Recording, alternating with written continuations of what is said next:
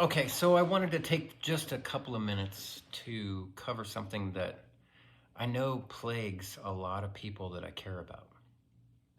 So rather than getting into some, priestly adornment or um, trying to go into who I am or any of that stuff, we're not going to cover that because I'm sure that everyone who sees this video knows enough.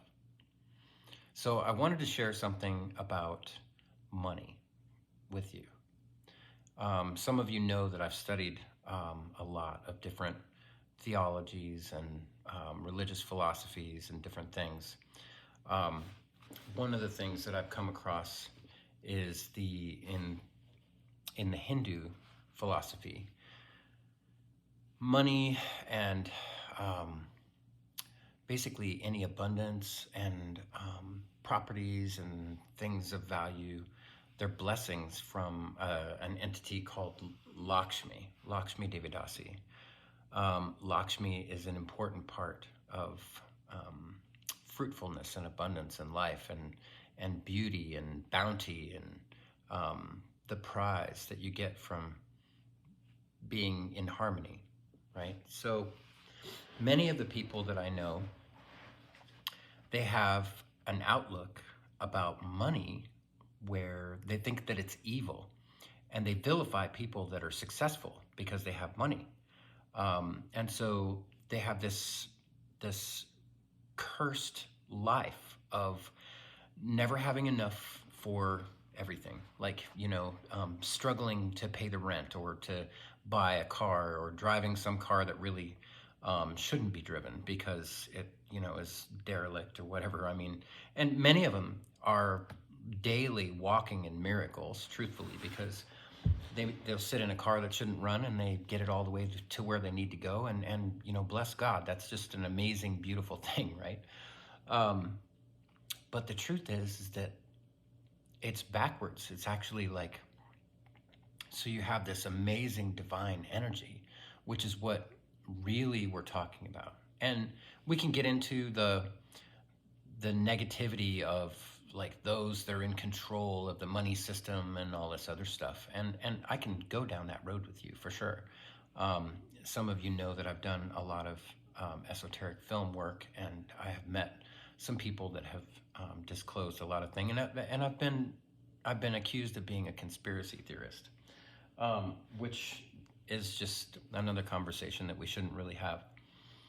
Conspiracy theory is technically just a term that's been weaponized to shut people up that goes all the way back to the Kennedy assassination. But let's focus on what we're talking about here. So money is energy. Money is truthfully just energy. And it's energy that's blessed by the divine to get you what you need and what you want. So if you have a barrier between you and that beautiful divine energy that allows you to get what you want because you're making it ugly, you're actually cursing the divine. So how does it prosper you, or how does it benefit you to have that relationship with the divine literally being tainted by this view that you carry of the ugliness of what some other, let's call them demons or whatever, and I'm using that term in the Hindu um, method because the Hindus, if you look at tremendously influential individuals, be they positive or negative, they're deities, they're demigods, or demons. So if you have someone who's doing self-interested, self-absorbed, negative things, and they have a lot of money, and they're impacting the lives of many, many people, we could call them a demon, right? But you also have these demigods, which are people that are very influential, and yet they're thinking in terms of benefiting the lives of millions of people, and they're helping. Now, sometimes that line can be confused, and that's not really the conversation that I want to have here. But what I am interested in doing is I would like to redirect your attention to what is your relationship with the divine when it comes to money. So money is just the energy of exchange, right? And it doesn't matter where it came from or who chose it or who's in control of more of it than you or what they have that you don't have. These are all just games that we're playing with ourselves to keep ourselves small. So if you have a message and if you have some powerful thing that you're supposed to be doing to benefit the lives of more than just a few people that are around you, and you have this backward, cursed viewpoint of the beautiful divine energy of money, then that is something that you need to reconcile. So take a look at what it is that you've struggled with. Take a look at what you've done in your life that has cursed money in your life, and look at ways that you can honor that. That's where you came from. Okay, there's usually some reference, some person, somebody told you or taught you or helped you decide that this thing was evil and that you couldn't have it and you didn't want anything to do with it. And this isn't me coming from lofty whatever, you know, I lived a life of abundance and whatever. No, no, quite the opposite. Everyone in my life, all the authority figures in my life had the other viewpoint. But now I have had a completely different experience. When I turned my viewpoint about money around, and when I started looking at how it is beautiful and how it is divine and how I can easily have it, things really became a lot easier. It's like, no, I don't have enough. Well, I can go get some more. And now, because I understand and recognize that, and I honor the beauty of the divine in the commodity of exchange that we have, whether it's dollars or Bitcoin or whatever it is that you are into, um, don't store up the dollars if you don't like dollars. Store it up in other things. But the truth is that we're not supposed to be storing up large quantities of this thing called money. We're supposed to be a clear conduit of the energy. We're supposed to be in the flow. So the flow comes in, you don't stop it and hold it and hoard it, you flow it back out. So flow it for benefit of yourself, empower yourself to do things more effectively, give yourself beautiful environment to live in so that your personality, your consciousness is free flowing, and you can live in this beauty and see the world around you in this prosperity and abundance, and it will start to radiate from you, and those around you will benefit. So you can have things, and it's okay to collect and have some things. Don't overwhelm yourself with unnecessary quantities of things, but it's totally okay for you to have opulence. You know, look at characters in the Bhagavad Gita. You know, Krishna had opulence. He had many homes and many things, and wore gold and jewels and all these different things, right? He wasn't impoverished as some example, right? He was empowered by the divine. And you can look at it, you can look at your own life and see when you felt happiest. It may not have been attached to money whatsoever. It will always come to knowing that you have powerfully or effectively benefited the lives of others. That's because you're a good person.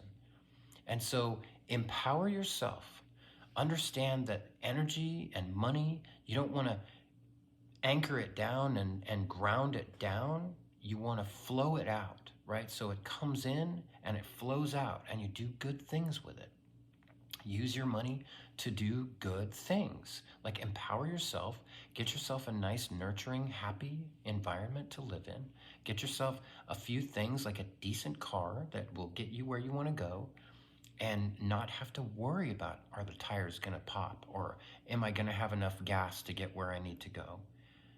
And think about the example that you're giving when you share those travesties with others. Like, what kind of an example are you giving? And I know beautiful, amazing, powerful beings that are giving the example to the people that are looking up to them of this impoverished beingness. They're like, under the auspices of like being some sort of teacher or spiritual guide, and yet they're impoverished, and they're radiating out how there's this scarcity, and I can't have enough, and I'm struggling to do this, and I can't pay my rent, and I don't have a car, and this car is, barely this, and I don't know if I'm going to have enough gas. You know what? Bring it on.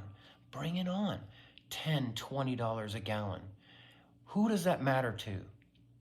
That matters to those that are not bringing it in, honoring that power, that beautiful divine energy that is money.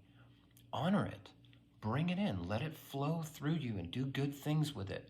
And empower those around you to get out from under the effect that this negative idea has put on so many of us.